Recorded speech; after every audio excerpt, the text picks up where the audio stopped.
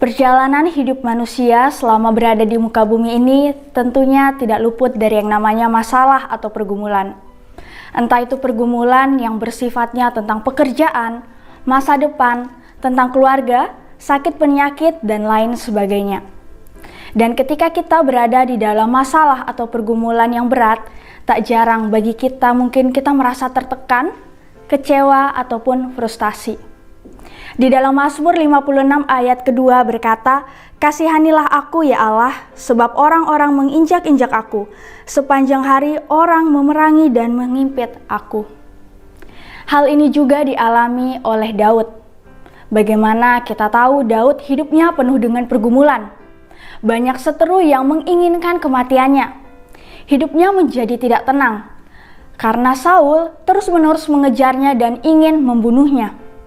Tak jarang pula Daud mengalami ketakutan yang begitu hebatnya ketika ia berada di Gat.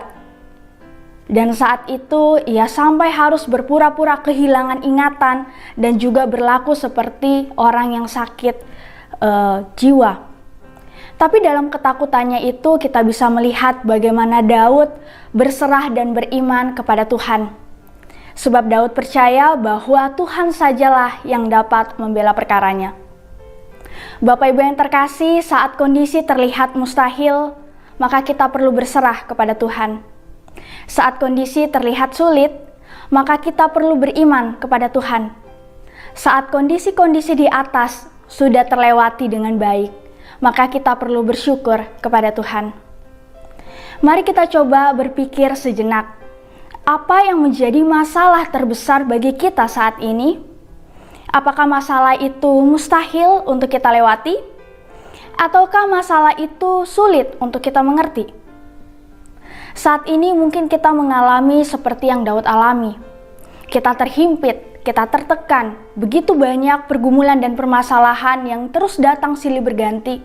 Atau bahkan juga kita dimusuhi oleh teman kita sekalipun kita tidak bersalah. Seperti kelihatan tidak ada jalan keluar.